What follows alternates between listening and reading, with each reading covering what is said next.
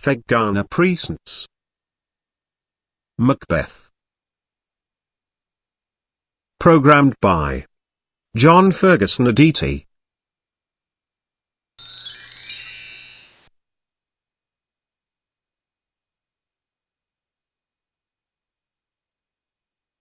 When Duncan the Meek reigned King of Scotland, there lived a great Thane, or lord, called Macbeth.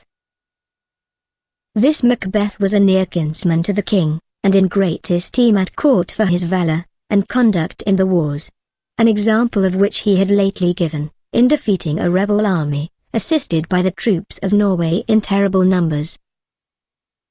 The two Scottish generals, Macbeth and Banquo, returning victorious from this great battle, their way lay over a blasted heath, where they were stopped by the strange appearance of three figures like women, except that they had beards, and their withered skins and wild attire made them look not like any earthly creatures. Macbeth first addressed them, when they, seemingly offended, laid each one her choppy finger upon her skinny lips, in token of silence. And the first of them saluted Macbeth with the title of Thane of Glamis. The general was not a little startled to find himself known by such creatures. But how much more, when the second of them followed up that salute by giving him the title of Thane of Codda, to which honour he had no pretensions. And again the third bid him, "All hail! That shalt be king hereafter." Such a prophetic greeting might well amaze him, who knew that while the king's sons lived, he could not hope to succeed to the throne. Then turning to Banquo, they pronounced him, in a sort of riddling terms, to be lesser than Macbeth, and greater. Not so happy, but much happier. And prophesied, that though he should never reign, yet his sons after him should be kings in Scotland. They then turned into air and vanished, by which the generals knew them to be the weird sisters, or witches. While they stood pondering on the strangeness of this adventure, there arrived certain messengers from the king, who were empowered by him to confer upon Macbeth the dignity of Thane of Codda. An event so miraculously corresponding with the prediction of the witches astonished Macbeth, and he stood wrapped in amazement, unable to make reply to the messengers. And in that point of time, swelling hopes arose in his mind, that the prediction of the third witch might in like manner have its accomplishment, and that he should one day reign king in Scotland.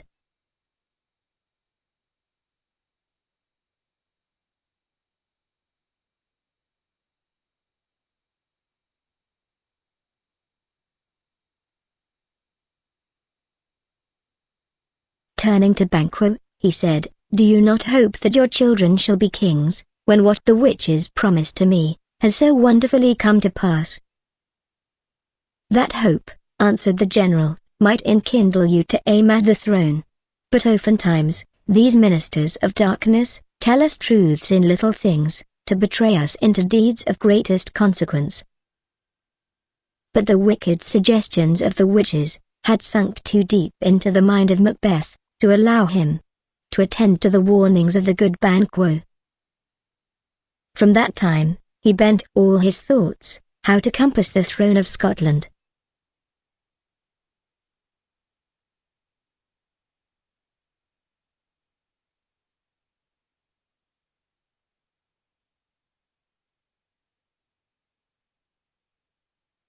Macbeth had a wife, to whom he communicated the strange prediction of the weird sisters and its partial accomplishment. She was a bad ambitious woman, and so as her husband and herself could arrive at greatness, she cared not much by what means. She spurred on the reluctant purpose of Macbeth, who felt compunction at the thoughts of blood, and did not cease to represent the murder of the king as a step absolutely necessary to the fulfillment of the flattering prophecy.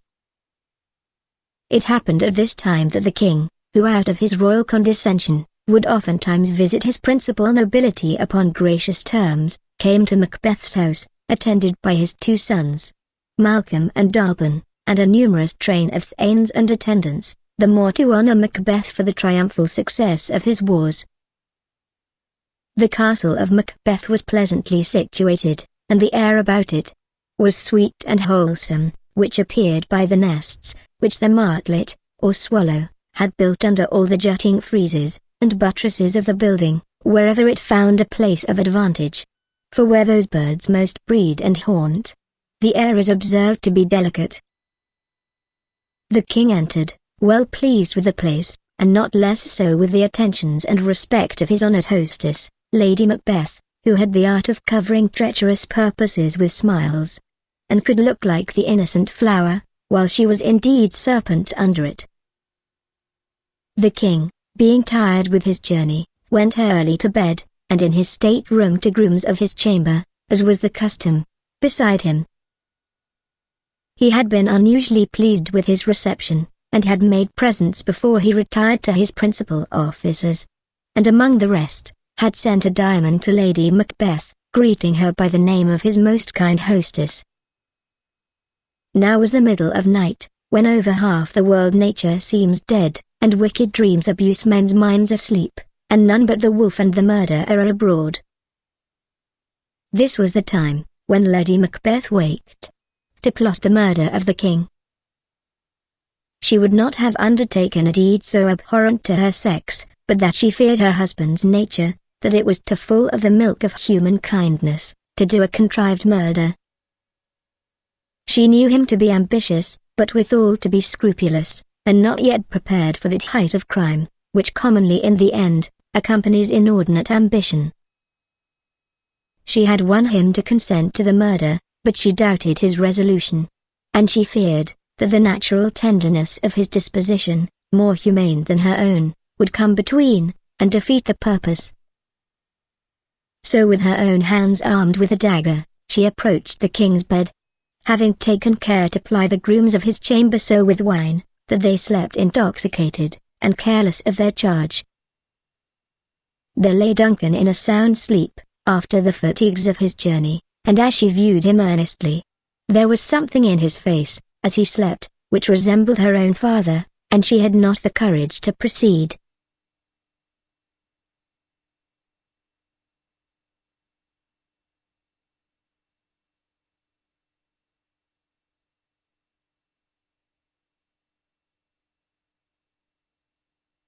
She returned to confer with her husband.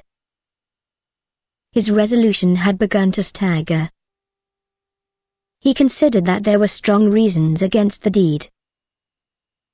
In the first place, he was not only a subject, but a near kinsman to the king, and he had been his host and entertainer that day, whose duty, by the laws of hospitality, it was to shut the door against his murderers, not bear the knife himself. Then he considered how just and merciful a king this Duncan had been, how clear of offence to his subjects, how loving to his nobility, and in particular to him, that such kings are the peculiar care of heaven, and their subjects doubly bound to revenge their deaths. Besides, by the favours of the king, Macbeth stood high in the opinion of all sorts of men, and how would those honours be stained, by the reputation of so foul a murder? In these conflicts of the mind, Lady Macbeth found her husband inclining to the better part, and resolving to proceed no further. But she, being a woman not easily shaken from her evil purpose, began to pour in at his ears words which infused a portion of her own spirit into his mind, assigning reason upon reason, why he should not shrink from what he had undertaken. How easy the deed was, how soon it would be over, and how the action of one short night would give to all their nights and days to come, sovereign sway and royalty. Then she threw contempt on his change of purpose, and accused him of fickleness and cowardice, and declared that she had given suck, and knew how tender it was to love the babe that milked her, but she would, while it was smiling in her face, have plucked it from her breast and dashed its brains out, if she had so sworn to do it as he had sworn to perform that murder. Then she added, how practicable it was to lay the guilt of the deed upon the drunken, sleepy grooms. And with the valour of her tongue she so chastised his sluggish resolutions that he once more summoned up courage to the bloody business. So, taking the dagger in his hand, he softly stole in the dark to the room where Duncan lay.